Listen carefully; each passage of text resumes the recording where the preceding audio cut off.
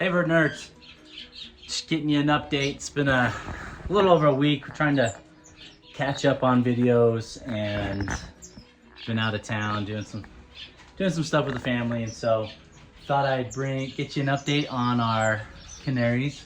These are those little cute babies. All 4 of them. 4 out of 4 hatched. 4 out of 4 are still alive. Mom and Dad have done a good job. You can see I put another nest box up there, or a nest basket, so that they can start on clutch 2. Probably should have introduced that nest basket maybe about a half a week earlier, but with me being out of town, we haven't gotten to it until today. And we've been cleaning the bird shed, trying to get things up to date.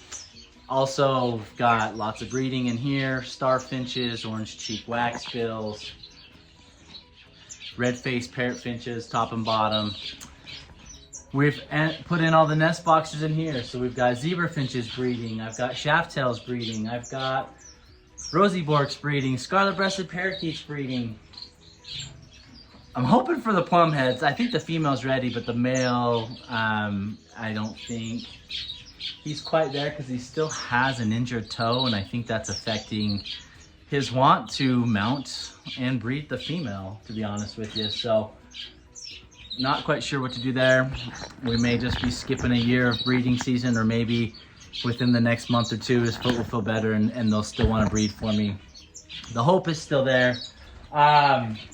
Amadina finches are breeding. Honestly, I think all of my finches are breeding except for the plum heads. And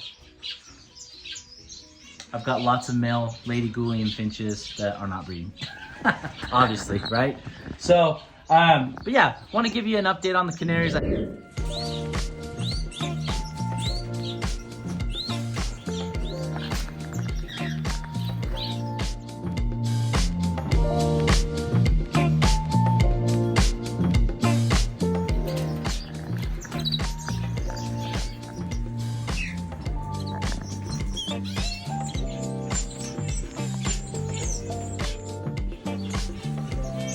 Little baby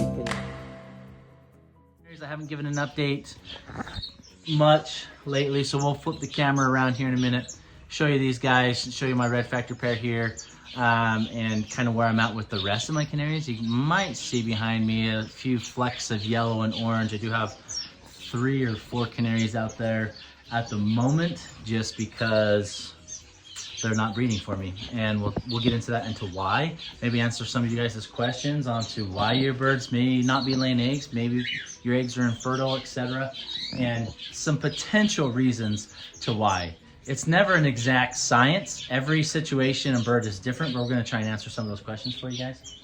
Also, if you guys haven't yet, you know the drill. Go on, subscribe to the channel. We've got lots of birds here. I have Candy, my blue and gold macaw, in the house, which we've made some huge progress lately, and I'm super excited about that.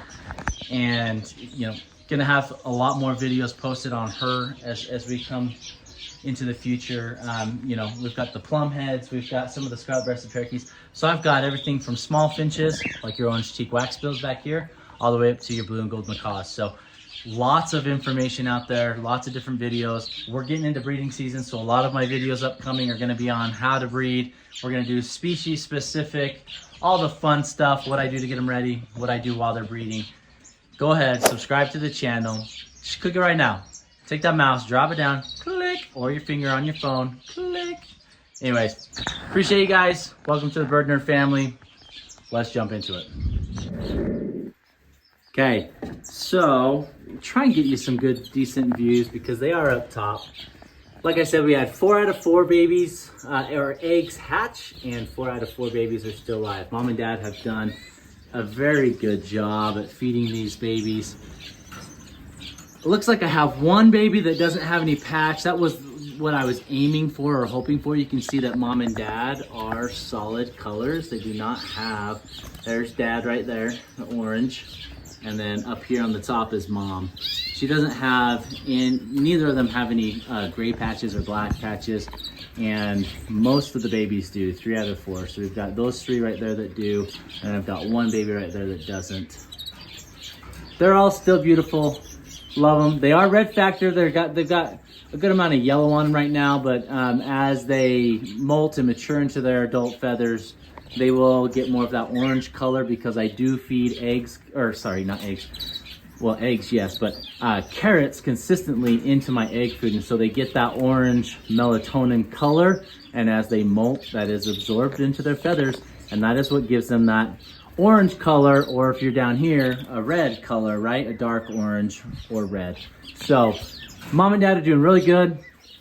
I just put a new nest in there today and new nesting material. So when the babies are about this old, they have fledged, mom will start working on a new nest. I won't take this nest out just so that the babies will have a place to go back and roost. Many times they will go back into the nest pan to sleep at night, or they'll kind of go in and out throughout the day. So if I were to take that one away and introduce this new one, you can already see there's, oh, he just flew off, but one of the babies were on there. Babies will kind of go in and out, and they'll kind of mess up the nest for mom as she's trying to build and lay eggs. And so it kind of does a disservice. So I do leave this one in here so that the babies can go to this. They're already comfortable with it. They know what's going on. Then that way they can roost in here and mom can focus on building a new nest in there. As soon as mom builds the new nest and lays her 4th egg, I will then separate them. So I will have a divider. You can see I have a divider here. I will put a divider in there. So mom is in here all by herself with some food and water. She will incubate the eggs by herself. She will be totally fine. I'll leave the babies over here with dad. And what dad will do is he will finish weaning the babies. And as soon as the babies are weaned, I will take all the babies out. I will open up the divider, let the male back in, and he will resume care for the female. In that timeline, by about, typically if you do it all right, so we're kind of on track for that. Mom will build a new nest and we'll start laying eggs in about a week. And when she starts laying those eggs, she'll lay that 4th egg. By the time she lays that 4th egg, we're looking at a week and a half, maybe 2 weeks. We're gonna put that divider in, right? Dad's gonna finish weaning the chicks. The chicks probably only have about a week left of weaning before they're fully eating on their own. And I'll make sure they're fully eating on their own before I remove any of the parents, right? Once I do that, we'll remove them. By that time, we've probably got about between 5 and 7 days until those eggs are gonna hatch. We've introduced dad back in.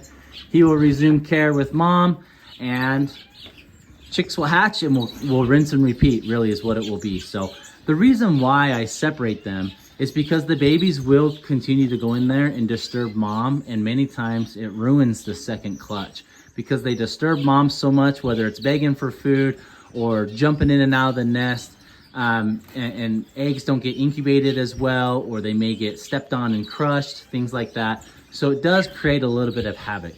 One thing you can do as well, you can wait, you can keep the 2 parents together and let the parents wean the babies. The problem with canaries is naturally in the wild, they start their 2nd clutch before the chicks are weaned, but they have already fledged, right? And then the dad will help wean and educate the chicks as they get stronger and older. And then by the time their 2nd clutch of eggs are to hatch, that 1st clutch of chicks, they're fully weaned, they're independent, right? And they're not worried about mom and dad feeding them. Dad can come back and then focus his attention on clutch 2. And so it is part of the natural process. It's not just, you can see mom in there checking out the nest. It's not just for me to crank out as many chicks as possible. That is a natural behavior in the wild. You can see the dad's already encouraging her, like, hey, I got some nesting material. I'll help you out. Let's go, right? So that is natural behavior. You have other finches like Amadinas. Typically, they will raise their clutch. Mom and dad will help wean the chicks. And as the chicks are weaning, that's when mom will start laying again, right? So each bird is a little bit different. So it's just playing it by ear, making sure you understand what's going on and where we're at. So, but let me know what questions you guys have on chicks, maybe the chicks weaning. Maybe one of the issues that we've got is the parents are not feeding the chicks. So there's a couple things that I do. If you've got brand new 1st-year parents, it may be a learning curve. You may have their 1st clutch as a failure, unfortunately. But that's how they learn. That's how they get to understand what they need to do next, right? And so usually their second or third clutch is better and better. Usually what I'll do is I'll have one bird. So the female here, this is her first year breeding. She was a baby last year. This is the male's second year breeding. Okay, so I've got an experienced with an inexperienced, and the male helps to feed the female. Same result down here. I've got a female that is young. She's a baby from last year. This will be her first year. And I've got a male, this is his third year actually breeding, right? So just heard some chicks squawking and I'm trying to figure out where they're from. Sounded like star babies, which is great. Anyway, so I try to pair up one inexperienced bird with an experienced, right? To help reduce chicks being lost or parents struggling to feed, because usually the more experienced one will step in, kind of show them how it's done, what to do next, and they usually are very successful. If you have an inexperienced pair, when they lay their eggs, one thing that I will do is as soon as the eggs hatch, after day one, every time that I come in and feed egg food, which I do it at least 2 times a day when I have chicks in the nest, I will gently nudge the mom off of the nest, and which will then encourage her to come and eat the egg food. Because many times, instinctively, females will sit on the nest for long periods of time and wait for the males to come and feed them. And if you don't have a male in here and it's just a female, they'll wait and wait and wait, and many times those chicks don't get fed, or they try to feed them too late and the chicks are too weak and they don't beg for food, right?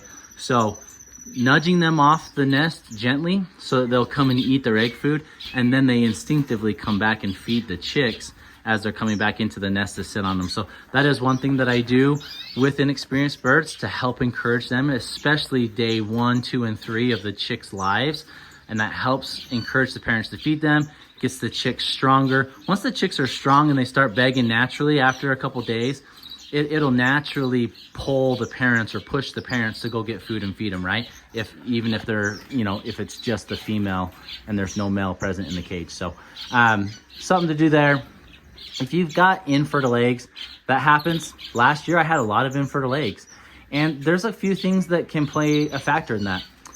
Your birds are not ready to breed, right? So if you've got eggs in the nest, that's usually a sign that your female is ready to breed. But if they're infertile, that's a sign that either your male is not ready to breed, or the female has not accepted him as a partner and she is not letting him mount her to fertilize the eggs. That can be an issue on both ends. So you want to make sure they're a true pair. You want to see the male feeding the female.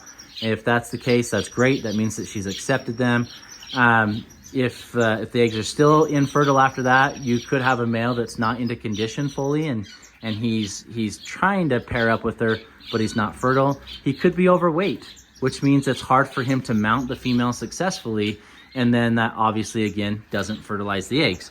He could, sometimes with your birds that are a little bit bigger, you can trim their vent feathers that's right in front of their cloacas, and that will help them to be able to access the female better and improve fertility rate. So there's a couple issues there, or reasons to why you may potentially have infertile eggs. If you've got a female that is not laying, I have a female, where's she at? I don't see her, but she looks very similar to this beautiful female that is just the yellow female there. She's just not quite ready to breed yet. Sorry, hard to focus through the wire. She's just not ready to breed yet. So many times they can build a nest and they won't lay an egg. If that happens, if you have a female that shows every sign of ready and willingness to breed, and then she doesn't lay an egg, usually there's an underlying condition there. Either it's a health concern, or she's too old and she still wants to breed, but she's not producing eggs. So a couple things there to take note of if you're not getting eggs in the nest. Exercise is super important, making sure your canaries have lots of exercise. They've got a big, huge flight that they can go in and out to help get their exercise. 9 out of the 12 months each year. And then they spend about 3 months in here to do a couple rounds of eggs and chicks, right? So exercise is important, diet is important. We've got some seed-based diet with some finch, and then we do mix that up. We've got sprouted seed that we give them. We've got egg food. We've got different vitamins, minerals. Calcium is very important. Make sure you provide calcium year-round, but especially during the breeding season. Those will all help you with your canaries. So hopefully that helps answer some of the questions that you guys have asked. If you've got more questions around canaries and or concerns, let me know. I'd be happy to help you. You can see here, I still have my female and male divided because she is very picky. This is actually the third male that I put in here to see if she will accept, and she's been really aggressive towards the males. So this is kind of my last option, but we do have the divider in there because she does get pretty aggressive towards them. And you want to make sure that they're a true pair, right? So I'm waiting to see them feed each other through the wires. I'm waiting for her to start doing little calls to beg for the male to come feed her, things like that. Hasn't happened yet. She's building the nest and very active and sits in the nest, but she seems to be super picky on which male she wants to breed her. And let's hope and pray that this male does the trick. But anyways, hopefully you guys' birds are doing good. Mine are full swing. Look at those beautiful plum heads. Mine are full swing. Hopefully here in the next 2 to 3 weeks, we'll be getting lots and lots and lots of chicks to show you guys. So incredibly excited for this. Let me know what concerns or questions you guys have for your birds, and we'll see you next time.